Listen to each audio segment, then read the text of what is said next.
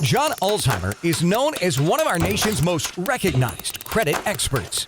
Having worked for 28 years in the credit industry, John has become one of the most prolific speakers about credit and the go-to authority on answers to credit-related questions. Credit Countdown with John Ulzheimer. Hey there, this is John Ulzheimer. I am a consumer credit expert.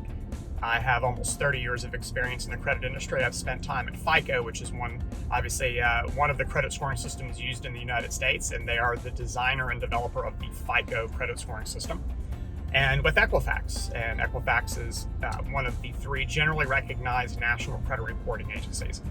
So one of the questions that I get often is about authorized user accounts. And an authorized user is someone who is added to a credit card that belongs to another consumer.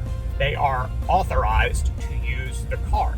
And so hence they have become commonly known for many decades as an authorized user of that particular credit card. And the question that I get often is if I'm added as an authorized user on someone else's credit card, do I somehow get their credit score? This is a pretty common question, and it's a common question because I think once a consumer becomes associated with another consumer's account, I think there's this conception or maybe misperception that somehow the credit score of the two somehow commingles or becomes like a joint credit score. That does not work. It's actually good that it doesn't work that way, and I'm going to explain why.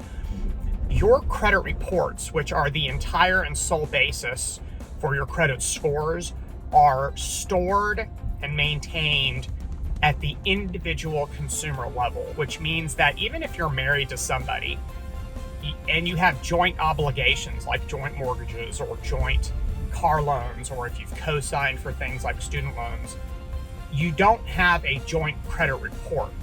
Each of us individually has a credit report. Certainly, you may have accounts that are showing up on both consumers' credit reports, and in the mortgage environment, sometimes when you apply, they produce what's called a residential mortgage credit report, which does appear to be merged, applicant with another applicant. But at the credit repositories, the Equifaxes, the TransUnions, and the Experians of the world, your credit report information is stored at the individual consumer level. So there is no such thing as a joint credit report. So this is really the answer to the question: do I get the credit score of someone who's added me as an authorized user? So the answer is no, you do not.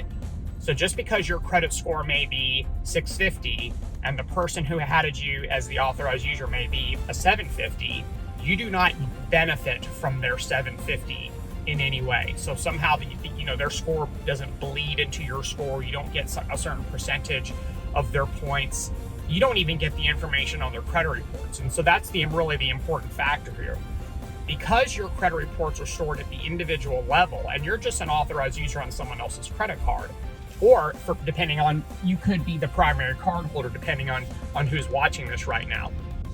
So your credit score information does not transcend that individual consumer by consumer wall that's between reports. And so the person who is the primary cardholder's score doesn't bleed over into the authorized user score, and conversely, the authorized user's score doesn't bleed over into the primary cardholder's score.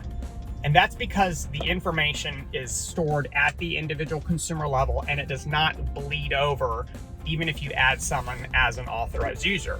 So just because your score is what it is, you can add someone as an authorized user and it's going to be the same the next day, unless something else considerable has changed on your credit report. So this is actually good news for people who are the primary cardholder and they want to add someone as an authorized user to their credit card account, but they're concerned about, wait a minute, if I add someone as an authorized user, does that mean my score is going to go down because their score may be lower than mine?